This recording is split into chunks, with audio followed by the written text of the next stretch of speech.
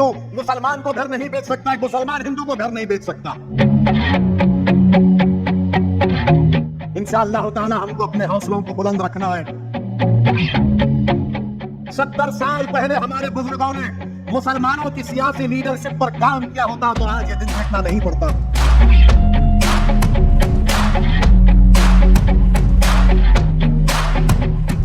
अरे मैं तकरीर करता हूं तो फैक्ट सामने रखता हूं, सच्चाई को सामने रखता हूं।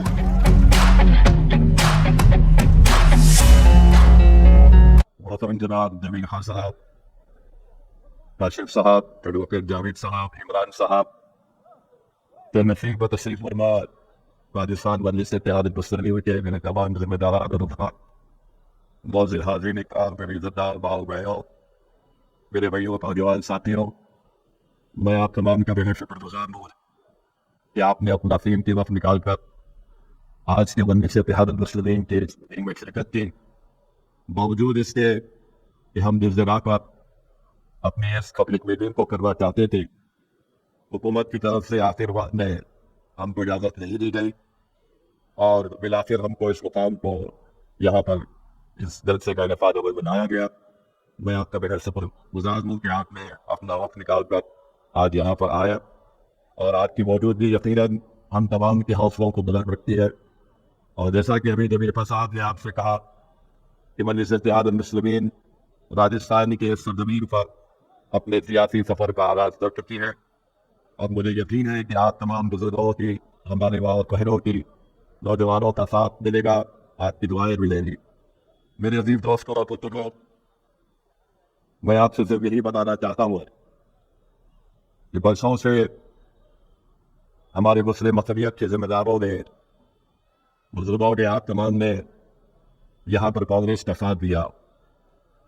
मैं जो कुछ आपके दरमियान में आज कह रहा हूँ, मैं चाहता हूँ कि आप लोग बड़ी संजीदगी के साथ मेरी इस बात को सुने और जब आप वापस अपने अपने घर या मुकामात को तशरीफ लेकर जाएंगे तो आप मेरी इन बातों पर थोड़ा जोर डालकर सोचिए और एक अच्छा फैसला लीजिए। मजलिस इत्तेहाद मुस्लिमीन की जानिब से हमने राजस्थान के मुसलमानों के ताल्लुक से एक रिपोर्ट भी तैयार की। उस रिपोर्ट को हमने मंजर आम पर लाया। यही जयपुर में माह रमज़ान में इस रिपोर्ट रिलीज भी किया गया था, जिसमें एक्सपर्ट्स और माहिरीन ने उस रिपोर्ट को तैयार किया। वो रिपोर्ट इंटरनेट पर दस्तयाब है। मैं नौजवानों से, बुजुर्गों से अपील करूँगा कि आप उस रिपोर्ट को ज़रूर पढ़ें। वो रिपोर्ट ये बताती है कि राजस्थान में 3 अगर मुस्लिम बच्चे हैं तो उसमें से एक बच्चे का वजन अंडरवेट है, यानी 3 मुस्लिम बच्चों में से एक मुसलमानों का बच्चा या बच्ची अंडरवेट है। उसका मतलब यह है कि जो उस उम्र में उसका वजन होना चाहिए वो उससे कम होता है। दूसरा, उस रिपोर्ट में ये बात सामने आई कि 21% जो मासूम बच्चे हैं वो वेस्टेड हो जाते हैं, यानी जो अपना वजन इतना खो देते हैं कि दोबारा उनका वजन वापस नहीं आता, जिसको वेस्टेड कहते हैं। और 35% बच्चे ऐसे हैं जो स्टंटेड हैं। ये उस रिपोर्ट में ये फाइंडिंग्स आई। उसमें यह भी बताया गया कि जो राजस्थान में मुसलमान ओबीसी है उनमें इलिटरेसी रेट यानी खवानगी का जो तनासुब है वो हमारे शेड्यूल ट्राइब भाइयों से ज्यादा है, इलिटरेसी का तनासुब। और राजस्थान के मुसलमान दूसरी रियासतों के मुसलमानों से बैकवर्ड है। इसके बावजूद भी हम पर इल्जाम लगता है कि हम फुलाल टीम है, इनके लिए कर रहे हैं, उनके लिए काम कर रहे हैं।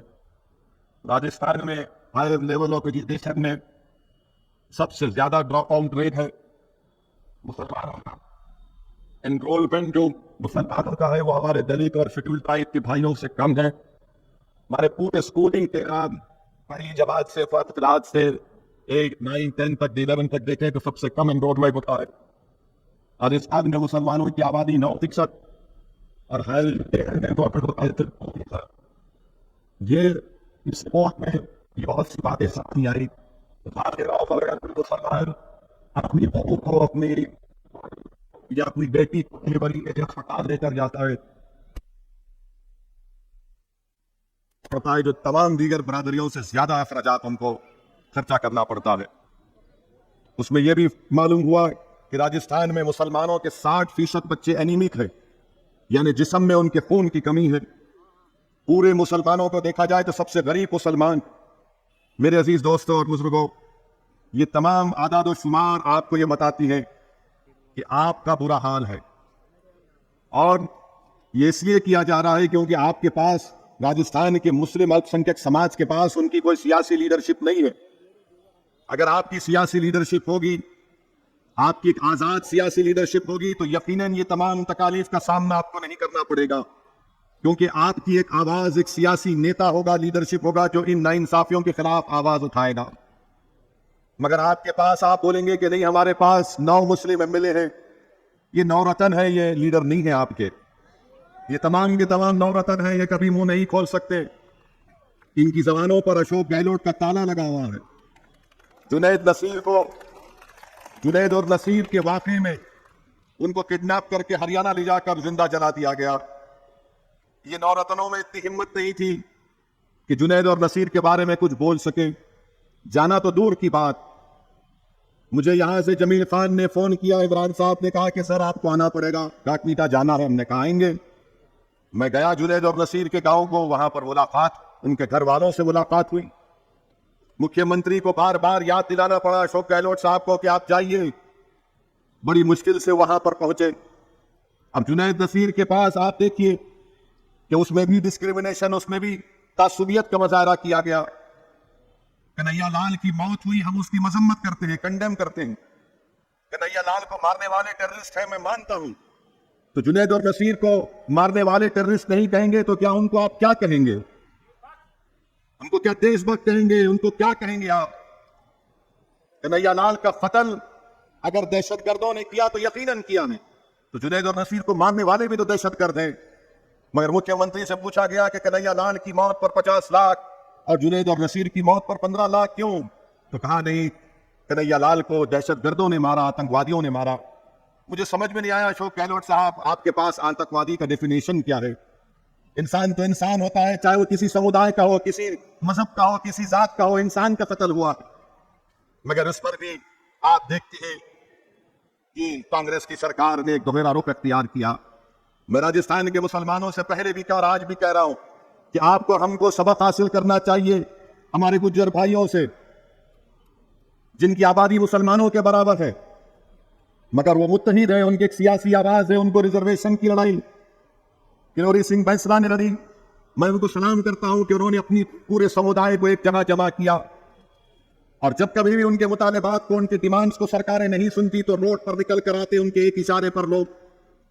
यही मैं चाहता हूं कि आप अगर मुझे पसंद नहीं करते तो कोई बात नहीं, मगर कम से कम अपने लिए तो कोई इंतजाम करो। ये कब तक चलेगा कि सिर्फ तुम वोट डालने वाले बनोगे और तुम्हारे मसाइल, तुम्हारी तकालीफ, तुम्हारी नाइंसाफियों का कोई हल नहीं निकलेगा? दूसरे समुदायों का, दूसरे बिरादरियों का हल निकलता है, क्योंकि उनके पास उनकी एक सियासी आवाज है। मैं राजस्थान के राजपूतों को सलाम करता हूं कि उन्होंने अपनी सियासी हिकमत अमली के जरिए अपने मसाइल को हल किया। आज हमसे मिलने के लिए एक एमएलए साहब आए थे, राजेंद्र गुड़ा साहब आए थे। मैं बड़ा मुतासिर हुआ उनकी गुफ्तगू से। उन्होंने बताया कि कैसे वो काम करते हैं। मगर आज हमारा मामला यह है कि हम सिर्फ सेकुलरिज्म के नाम पर बह जाने वाले हैं। कोई भी सियासी जमात आकर आपको सेकुलर कहेगी तो आप पानी पानी हो जाती हैं। मगर यह भी तो देखो कि आपको हासिल क्या हो रहा है। आज चुनाव है तो सब आपकी बात करेंगे, मगर मुस्तकबिल में क्या होगा? फिर जुनैद और नसीर के भाई एहतजाज कर रहे हैं तो उनको जेल में डाल दिया गया। अभी हम निकल कर आ रहे थे तो अलवर से हमारे पास हमारे भाई आए, जिन्होंने मुझे बताया कि मौसम को लक्ष्मणगढ़ अलवर में 2 मई से वो गायब थे। उन 5 जून को एफआईआर दर्ज किया गया और उसके बाद उनको परिवार पे बताया गया कि हमने 3 लोगों को गिरफ्तार किया और 302 का मुकदमा हमने दर्ज किया। वो परिवार के लोग आज हमसे पूछ रहे थे कि वैसी साहब, उनकी अगर हत्या है तो हमको मिले, हम दफनाएंगे, खबर बनाएंगे। और क्यों उनको मारा गया, किस लिए मारा गया, कोई पूछने वाला नहीं है। ये आपके नौरतन है, जमीन गए वहां पर, इमरान साहब गए तो उन्हें 9 रतन में से 1 रतन भाग कर गया वहां पर, कोई आवाज ही नहीं उठती। हाजी बस में जा रहे हैं और हाजी की बस पर पत्थर फेंके जाते हैं, मगर सेकुलर सरकार है। मेरे अजीज दोस्तों और बुजुर्गों, बहुत से मसाइल है। मैं आपको जज्बात में लाए बगैर आपसे सिर्फ यही अर्ज करना चाहूंगा कि एक मर्तबा आप अपनी एक सियासी लीडरशिप के लिए काम करिए। यहां पर वक्फ की जमीन है, नवाब कलाम की, जयपुर डेवलपमेंट अथॉरिटी उसका हर्राज करने जा रही है। क्या कोई वक्फ की जमीन का हर्राज कर सकता है गवर्नमेंट?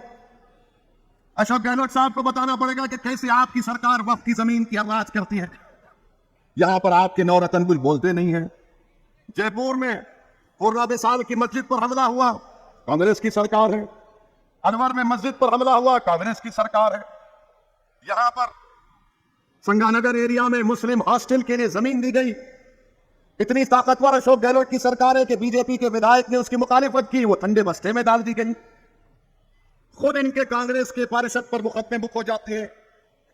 मेरे अजीज दोस्तों और बुजुर्गों, इसीलिए हम आपसे अपील कर रहे हैं कि मेरी इन बातों पर गौर करिए। आप याद रखिए कि भारत की राजनीति की तल्ख हकीकत यह है कि जिसके पास उसका सियासी नेता होगा उसी की आवाज को सुना जाएगा।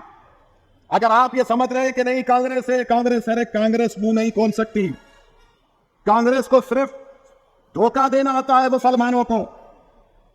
अब आप बताइए कि रिजर्वेशन क्यों नहीं दिया जाता मुसलमानों को? मुसलमानों की रिजर्वेशन देने के लिए एक सर्वे हो रहा था, उस सर्वे को रोक दिया गया। क्यों? बीजेपी ने इनको डराया कि सर्वे कराएंगे, तो अशोक गहलोत ने सर्वे को रुका दिया। और यही कांग्रेस के नेता कर्नाटका के इलेक्शन में कहते हैं कि ओबीसी का सर्वे होना चाहिए। अरे अगर ओबीसी का सर्वे होना चाहिए तो हम भी चाहते हैं, मगर राजस्थान में मुसलमान ओबीसी का सर्वे क्यों नहीं होगा?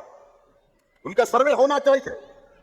अब आप बताइए कि यहां पर हमारे कई बिरादरियां हैं, मुस्लिम बिरासी हैं, इनका एक ऑफिसर नहीं है, एक एमएलए नहीं है, एक सरपंच नहीं है। 2021 में राजस्थान के कोर्ट ने कहा कि इनके एप्लीकेशन पर गौर करके फैसला लो, मगर कांग्रेस की सरकार फैसला नहीं लेती।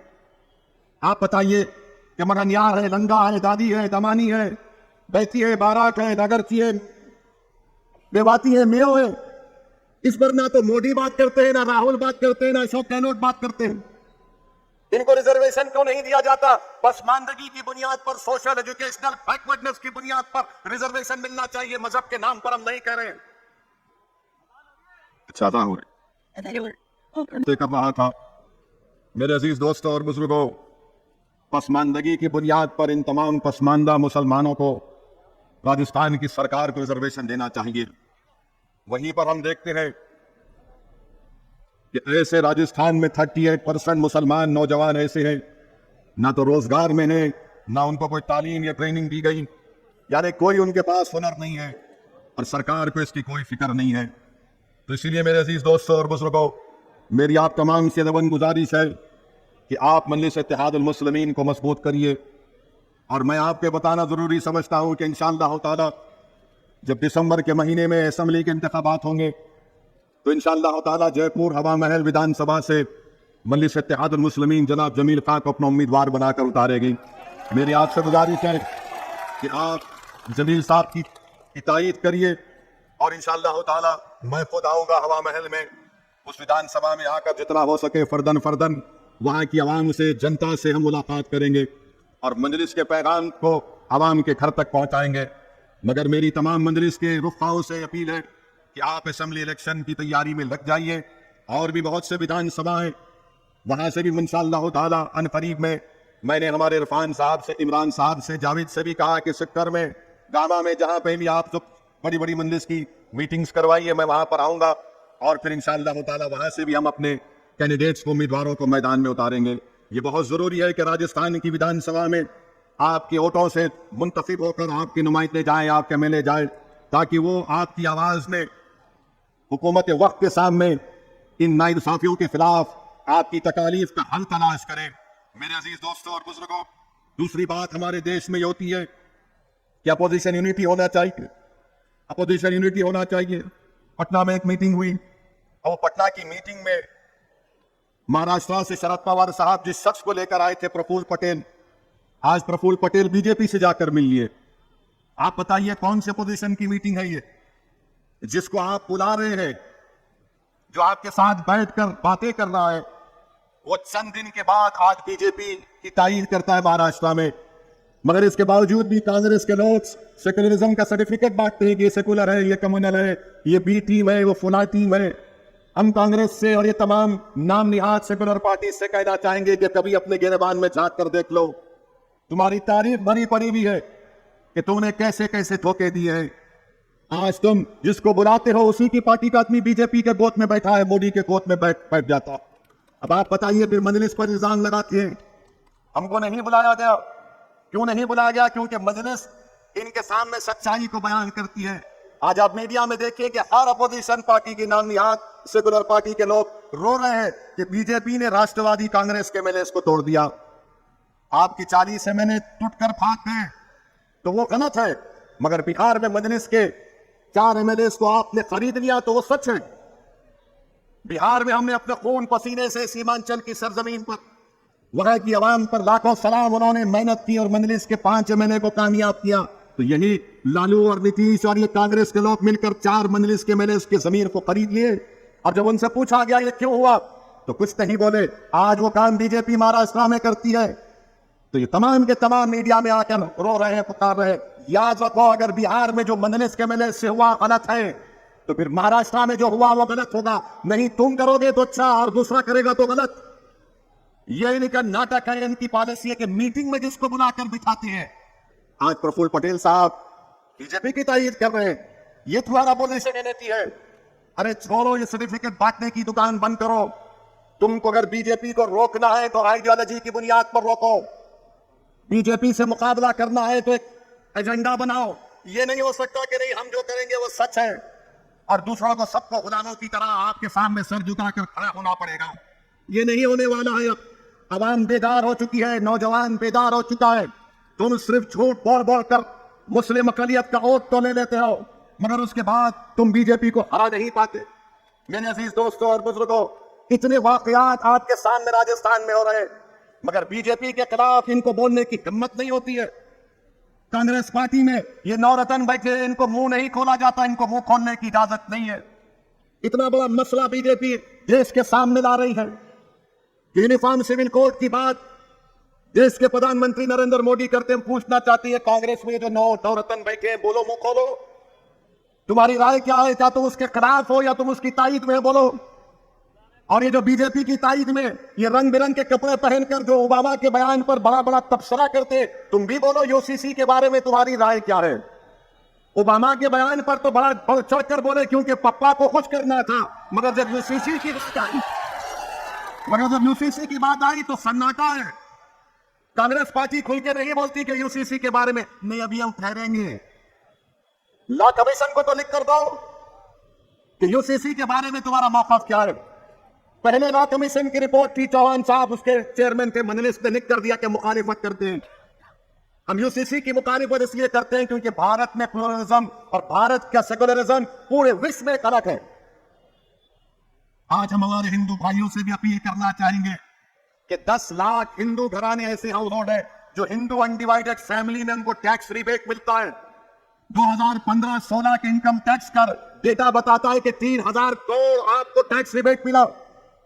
जो देश के प्रधानमंत्री आज यूसीसी की बात करते हैं, क्या हमारे हिंदू भाई हिंदू अनडिवाइडेड फैमिली के टैक्स रिबेट को छोड़ने तैयार है? उनको फैसला करना पड़ेगा। देश के प्रधानमंत्री बोलते हैं कि एक घर में 2 कानून कैसे होंगे। देश के प्रधानमंत्री आपको जो लिखकर दे देते हैं आप पढ़ देते हैं। मैं जानता हूं कि आप बहुत पढ़े लिखे हैं, इस पर कोई इंकार नहीं है। देश के प्रधानमंत्री के पास वो डिग्री है जो किसी नागरिक के पास नहीं। देश के प्रधानमंत्री के पास एंटायर पॉलिटिकल साइंस की डिग्री है। तो देश के प्रधानमंत्री को बताना चाह रहे हैं कि एक घर में 2 कानून, तो संविधान में कंकरेंट लिस्ट क्या है, यूनियन लिस्ट क्या है, स्टेट लिस्ट क्या है? प्रधानमंत्री अगर आप देख लेते तो मालूम होता एक घर में 2 कानून कैसे चलेंगे। प्रधानमंत्री union list, state list, concurrent list. प्रधानमंत्री को सिर्फ 44 से मोहब्बत है। प्रधानमंत्री ये जानते नहीं है या नहीं जानते नहीं मालूम कि डायरेक्टिव प्रिंसिपल 19 है और उस 19 में सेल एंडेवर का वर्ड सिर्फ यहां पर इस्तेमाल हुआ। एंडेवर के माने क्या अंग्रेजी में, कोशिश करो। यहां पर प्रधानमंत्री वो भी उसको चाप देते हैं। डायरेक्टिव प्रिंसिपल में शराब पर पाबंदी आयत की बात की गई। बंद कर दो शराब, जितने जयपुर में शराब की दुकानें हैं पूरे बंद कर दो, जितनी दिल्ली में मुंबई में है पूरे बंद कर दो। अच्छा नहीं बंद कर सकते तो ये कह दो कि जुमा हफ्ते के दिन बंद करेंगे, तो अगर जुमा हफ्ते के दिन बंद करेंगे तो रोड पर लोग निकल कर आ जाएंगे कि हमको विड्रॉल सिम्टम्स हो रहे हैं, हमको कुत्ते की पेशाब पीने की आदत है, हम पीना चाह रहे हैं। वो डायरेक्टिव प्रिंसिपल की बात नहीं होती। डायरेक्टिव प्रिंसिपल में यह भी है संविधान में कि भारत की दौलत सब में बराबर बांटी जाए, मगर भारत की दौलत किसके पास है? भारत की दौलत किसके पास है बताता हूं आपको। माने भारत की दौलत के बारे में अगर आप देखेंगे तो आपको जानकर तकलीफ होगी कि हमारे देश की दौलत कितने लोगों के पास है। 50 लोग 54-55 लोगों के पास 60% भारत की दौलत है। प्रधानमंत्री तो आप तो गरीब परिवार से आए, आप तो चाय बेच कर आएगा, तो आने का एहसास आपको है, मगर पूरी दौलत इनके पास है, मगर प्रधानमंत्री उस पर बात नहीं करेंगे। डायरेक्टिव प्रिंसिपल में यह भी है सिर्फ 44। भारत के प्रधानमंत्री को जानना चाहिए कि ये भारत है, ये भारत है। यहां पर प्रधानमंत्री बात करते समानता के लिए। प्रधानमंत्री समानता अनेकता अलग चीज है। ये देश मुख्तलिफ रंग का है, इसलिए नेहरू ने कहा था कि भारत क्या है, भारत एक नजर की तरह, नेहरू ने कहा था, जिसमें रंग बिरंग के कपड़े लगे हुए, ये भारत की खूबसूरती है। भारत के प्रधानमंत्री समानता की बात करते हैं। मेरे देश के प्रधानमंत्री को कोई समझाया जाकर कि समानता और अनेकता अलग अलग चीज है। भारत के प्रधानमंत्री को समझना चाहिए कि नॉर्थ ईस्ट में संगमा चीफ मिनिस्टर है, मेघालय के, उन्होंने तनकीद की बीजेपी के साथ है। इस देश में यूनिफॉर्म सिविल कोड लाया जाएगा तो मेघालय नॉर्थ ईस्ट में लोग रोड पर निकल कर आ जाएंगे।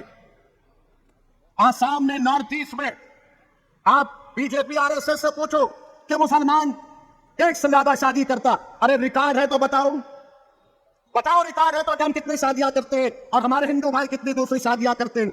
सिर्फ 0.6% का फर्क है जो लास्ट डेटा बनाया गया था, पोस्ट एक शादी से ज्यादा का। मगर बीजेपी के पास नहीं, बोल दिया इनको कि मुसलमान बहुत सारे, कहां है डेटा बताओ। नॉर्थ ईस्ट में पॉलीगैमी नहीं, पॉलीएंड्री भी होती है। पॉलीएंड्री का मतलब क्या है कि एक खातून कई मर्दों से शादी करती है। खत्म करेंगे बीजेपी आरएसएस वाले पॉलीएंड्री को, आर्टिकल 371 के अख्तियारात को खत्म करेंगे आप, उस पर कोई बात नहीं करते।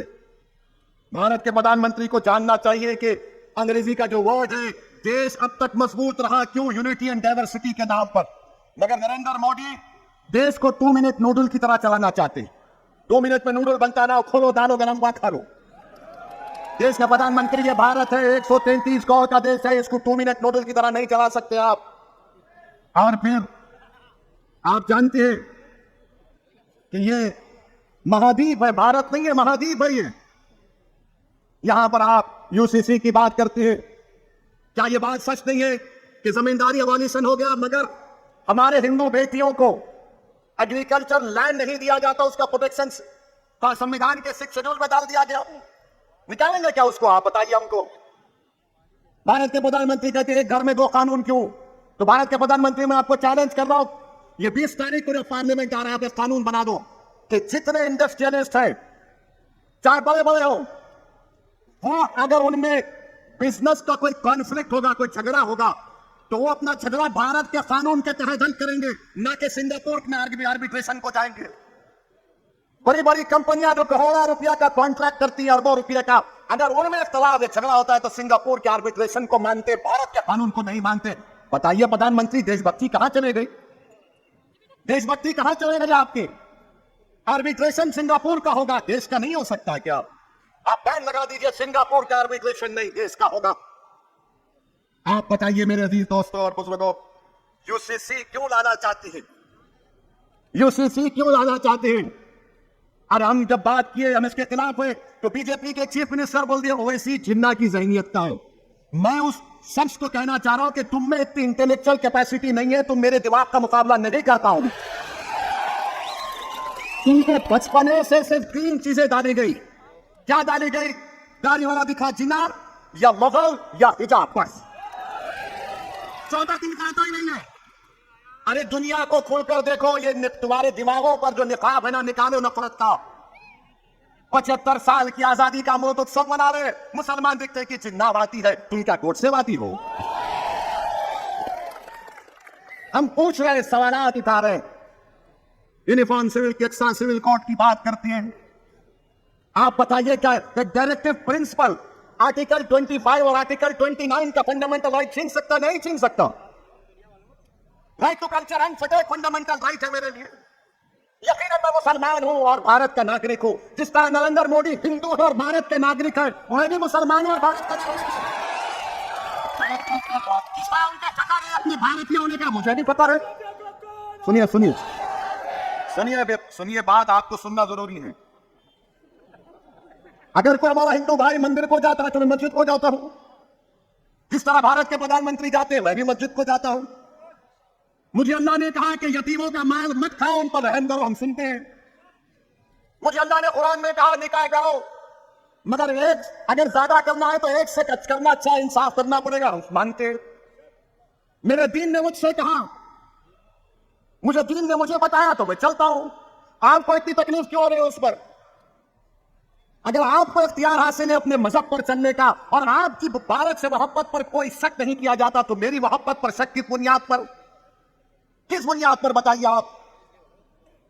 मगर नहीं, दिमागों में डाल दिया गया। अरे भाई साहब, इस देश की खूबसूरती इसका प्लुरलिज्म है, इसका सेक्युलरिज्म है। अब देश के प्रधानमंत्री, एक घर में दो कानून, कैसे प्रधानमंत्री? हर रियासत का, स्टेट का सीआरपीसी अलग है। आपको पता है? नहीं मालूम मुझे।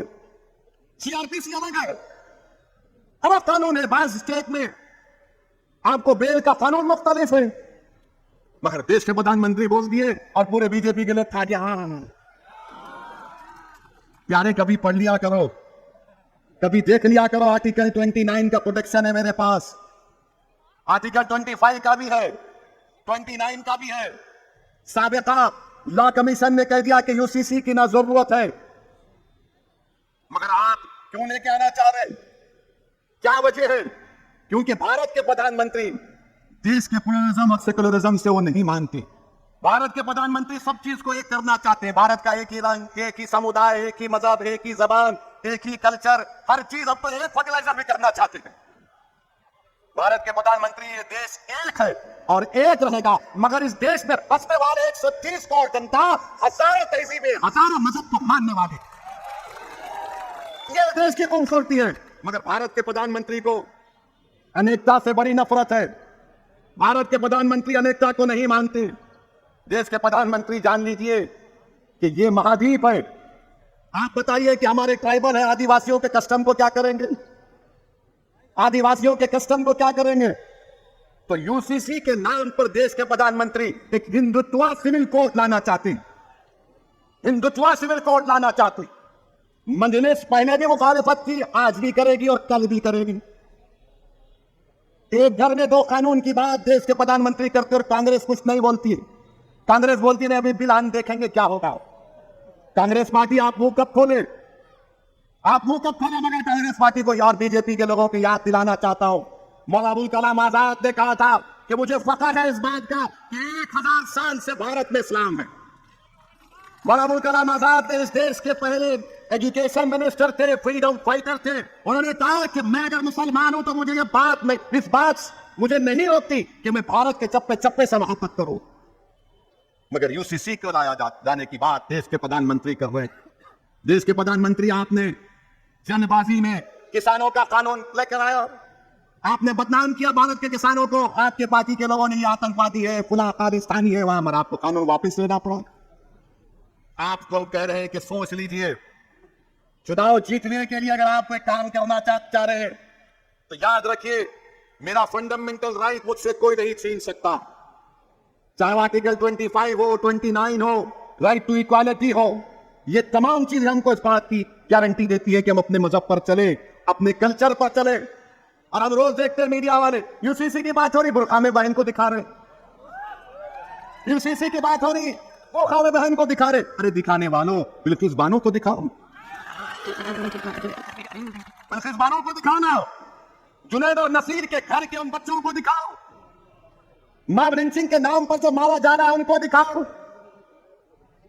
गुजरात में एक प्राइवेट स्कूल में ईद उल अजहा क्या है कि ड्रामा किया गया, तो बच्चों के सर पर, बच्चे मासूम होते हैं, स्कूल में टोपी सर पे कुछ पहन लिए, का कपड़ा लगा लिए, तो स्कूल की प्रिंसिपल को निकालना पड़ा।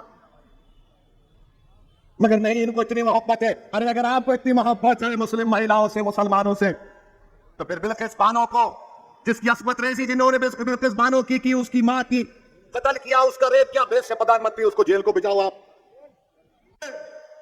मगर मजहब तब्दीली का कानून बीजेपी बनाती है। यूसीसी की बात करेंगे, हमारे गुजरात में एक हिंदू मुसलमान को घर नहीं बेच सकता, एक मुसलमान हिंदू को घर नहीं बेच सकता, मगर यूसीसी की बात करेंगे। तो मेरे अजीज दोस्तों और बुजुर्गों, ये मुल्क के हालात है। इंशाअल्लाह ताला हमको अपने हौसलों को बुलंद रखना है, हमको हरगिज मायूस नहीं होना है। मगर मैं आपसे फिर से कह रहा हूं, अगर आज से 60 साल, आज से अगर 70 साल पहले हमारे बुजुर्गों ने मुसलमानों की सियासी लीडरशिप पर काम किया होता, तो आज ये दिन देखना नहीं पड़ता। अगर आज आप रो रहे हैं कि बाबरी मस्जिद शहीद कर दी गई, बाबरी मस्जिद चली गई, अगर आज आप रो रहे हैं कि फसादात और जुनैद और नसीर को मार दिया गया, अगर आज आप कह रहे हैं कि यूसीसी के बाद 70 साल पहले ये फैसला क्यों लिया गया था कि भारत की राजनीति में मुसलमानों की कोई सियासी लीडरशिप नहीं होगी, क्यों लिया था, किसने लिया था, बताओ, लेने वाले बताओ, तुमने फैसला क्यों लिया था? अगर आज तुम वो फैसला नहीं लेते तो भारत के मुसलमानों की सियासी लीडरशिप होते। ना तुम सियासी लीडर बने, ना तुम किसी को बनने देना चाहते। तुम यही समझता है कि नहीं सेकुलर है। कौन सेकुलर है बताओ मुझे, बताओ सेकुलरिज्म के माने क्या है? जो संविधान में सेकुलरिज्म लिखा हुआ है मानता हूं और मानता रहूंगा, मगर जो सियासी सेकुलरिज्म है वो ठगने के लिए इस्तेमाल होता है, धोखा देने के लिए इस्तेमाल होता है। आज आप बताइए कि आज हिंदुस्तान टाइम्स अखबार की रिपोर्ट है, देश के प्रधानमंत्री अशोक गहलोत को उस रिपोर्ट को पढ़ना चाहिए कि जो मुसलमानों में अपर कास्ट है उनकी हालत हमारे हिंदू ओबीसी से भी कम है, उनकी हालत हिंदू ओबीसी से कम है। मगर आज वो लोग आएंगे, चुनाव जैसा आएगा तो बोलेंगे नहीं ओवैसी सिर्फ जज्बाती तकरीर करता है। अरे मैं तकरीर करता हूं तो फैक्ट सामने रखता हूं, सच्चाई को सामने रखता हूं, मगर आप सिर्फ अपने फायदे के लिए गुलामी करते हैं। मैं अपने फायदे के लिए नहीं लड़ रहा हूं, मैं मजलूमों के फायदे के लिए लड़ रहा हूं। अगर मुझे अपने फायदे के लिए करना होता है तो मैं हैदराबाद से निकलकर राजस्थान नहीं आता हूं। अगर मुझे अपने फायदे के लिए करना होता तो मैं हैदराबाद से निकलकर जुनैद और नसीर के घर को नहीं जाता हूं। अगर मुझे अपने फायदे के लिए करना पड़ता तो भारत के कोने कोने में नहीं जाता मैं। अगर मुझे अपने फायदे के लिए करना होता तो मेरे गाने पर 6 गोलियां चलाई गई, मैं घर में बैठ जाता, मगर मैं नहीं। मैं इसलिए नहीं कह रहा हूं कि आपसे थाली और सीटी की दाद हासिल करो। मैं तुम्हारी थालियों का तारीफ का मोहताज नहीं हूं, अल्लाह का मोहताज था, अल्लाह का मोहताज होगा। मैं आपको सीधे बता रहा हूं, मैं बता रहा हूं कि फर्क को महसूस करो, तुम फर्क को महसूस करो। नौजवानों, मुस्तकबिल तुम्हारा है, मुस्तकबिल आपका है। हमारे नौजवान बेटियों का, बेटों का मुस्तकबिल है। जो लोग 60 साल के हो गए उनका मुस्तकबिल नहीं है। जो 18 साल के हैं, 22 साल के, 25 साल के, कल तुम भारत को लेकर आगे बढ़ोगे। भारत के फैसले तुम्हारे खंडों पर रखकर किए जाएंगे। अगर तुम तैयार नहीं होगे तो फिर क्या होगा? तुम सिर्फ अगर ताली मारोगे और सेकुलरिज्म के नाम पर कोई मौलाना मस्जिद में बोलेंगे चुनाव आ रहे हैं, सेकुलर पार्टी को वोट दो, उसके बाद क्या होता है? चुनाव हो जाते हैं और जुल्म जारी रहता, जुल्म खत्म नहीं होता, नाइंसाफी खत्म नहीं होती। अरे 75 साल हो गए देश को आजाद होकर। भारत को अगर ताकतवर बनाना है तो भारत में सबसे कमजोर दलितों के बाद अगर कोई है तो मुसलमान। भारत सुपर पावर उसी वक्त बनेगा जब कमजोर ताकतवर बनेगा और मुसलमान और दलित आदिवासी ताकतवर बनेंगे। वो कब होगा? जज्बाती तकरीर से नहीं, तालियों से नहीं, जब तुम अपने दिलो दिमाग में इस बात को ठान लोगे कि चाहे कुछ भी हो जाए, अब मैं अपनी लीडरशिप को बनाऊंगा, मैं हारने से नहीं डरूंगा, मैं लड़ूंगा और कामयाब होगा। अगर तुम हारने से डरोगे तो जिंदगी में तुम कभी कामयाब नहीं हो सकोगे। मैं अपनी जिंदगी का तजुर्बा तुम्हारे सामने रख रहा हूं। तुम हारने से डरना छोड़ दो, तुम हार पर अपनी हार मत मानो, बल्कि कहो कि मुझे आगे बढ़ना। मेरे अजीज दोस्तों, बुजुर्गों, ये दुनिया में हम अगर हारेंगे तो आखिरत में तो कामयाब होंगे ना। अगर तुम हार के डर से बैठ जाओगे तो फिर कामयाबी तुम्हारे कदम को नहीं चूमेगी। अरे बहादुर वो लोग हैं जो नतीजे की फिक्र नहीं करते, मंजिल पर नजर रखकर जद्दोजहद करते। आपको अपनी सियासी लीडरशिप बनाना है। एक मजलिस का जलसा जयपुर में नहीं होने के लिए पूरी अशोक गहलोत की सरकार परेशान हो जाती। मुझे उसकी फिक्र नहीं है कि जलसा यहां पर हुआ, और भी होंगे, और भी होंगे, मैं आऊंगा। मेरा कोई काम नहीं है सिवाय मजलिस के काम करने की। मेरे अजीज दोस्तों और बुजुर्गों, कांग्रेस के लोग बड़ी बड़ी बातें कर रहे हैं, वो ऐसा ऐलान कर दिए, वो फुला कर दिए। अरे भाई साहब, क्या हमको नजर नहीं आता कि आपके पार्टी में क्या हो रहा है? आपकी पार्टी में कितने लोग तैयार बैठे हैं? आप ही के घर में कितने लोग मौके के इंतजार में हैं? हमसे भी बात करते हैं, हमने कहा भी रुक जाइए, टाइम पर बताएंगे।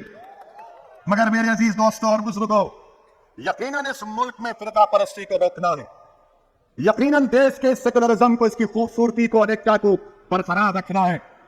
मगर ये जिम्मेदारी सिर्फ हम मुसलमानों की नहीं। अगर अशोक गहलोत के बेटे लोकसभा का चुनाव हार गए तो क्या वो इसी जिम्मेदार है? मैं जिम्मेदार हूं? थोड़ा बताइए आप। अगर उनके एक साथी नाराज है तो क्या मैं जिम्मेदार हूं उसका? मेरे अजीज दोस्तों और बुजुर्गों, डराएंगे आपको बीजेपी का नाम लेकर, आपको डराया जाएगा कि तमाम बातें कहकर ओवैसी का नाम लेकर तो डराते ही हैं। मगर आपसे अपील कर रहा हूं कि आप डरिए मत, आप सच्चाई का साथ दीजिए। मैं आपसे अपील कर रहा हूं कि यकीनन बीजेपी को हराएंगे, मगर बीजेपी को हराने का मतलब यह नहीं है कि मैं अपना घर जला दूंगा। बीजेपी को हराएंगे जरूर, मगर इसका यह मतलब नहीं है कि और जुनैद नसीर मारे जाए। बीजेपी को जरूर हराएंगे, मगर इसका यह मतलब नहीं है कि और एक मौसम के जिस्म के चार चार टुकड़े हो जाए। अरे कोई तो तुम्हारी आवाज को उठाए, कोई तो तुम्हारी लिए लड़े। अरे 3-4 दीवानों को कामयाब करो। भारत की पार्लियामेंट में 540 एमपी है, मजलिस के सिर्फ 2 हैं, मगर जब इन दोनों में से कोई एक खड़ा हो जाता है तो गरीबों को और मजलूमों को लगता है कि अब सुनना पड़ेगा कि 6 मिनट में क्या जलजला आने वाला है। मेरे भाई, ये हम क्यों बोल सकते हैं? क्योंकि आपकी ताईद, आपका इत्तेहाद हमारे साथ है। इसीलिए मेरी आपसे गुजारिश है, बिलखुसूस नौजवानों से गुजारिश है कि आप फैसला करो, अच्छा फैसला लो। आप, हम राजस्थान में आए हैं और आते रहेंगे। एक बार जहां पर हम अपना परचम लगाते हैं तो हम उस जगह से पीछे हटने वाले नहीं हैं। और मुझे यकीन है कि राजस्थान की जनता, राजस्थान की आवाम, राजस्थान के गरीब और मजलूम लोग मजलिस के पैगाम को समझते हैं। वो मजलिस को अपने दिलों में जगह देंगे, मुकाम देंगे। मुझे यकीन है कि उन गरीबों के घर में हमारी आवाज पहुंचेगी। मुझे यकीन है कि अल्लाह सुब्हानहू तआला आपके दिलों में मजलिस की मोहब्बत को पैदा करेगा और वो मोहब्बत एक सियासी लीडरशिप के रूप में बनेगी यहां पर इंशाअल्लाह। तो मेरे अजीज दोस्तों, राजस्थान में हम ये ऐलान कर रहे हैं कि राजस्थान में एक स्टेट एग्जीक्यूटिव बॉडी की तश्कील होगी। उसके सदर जमील खान होंगे, जनरल सेक्रेटरी 3 होंगे, एडवोकेट काशिफ जुबैरी, जावेद अली और इमरान नवाब। ट्रेजरर फाजिल इसरार खान, जॉइंट सेक्रेटरी 3 होंगे, शाहिद निजामी, जावेद खान, रुखसाना उस्मान।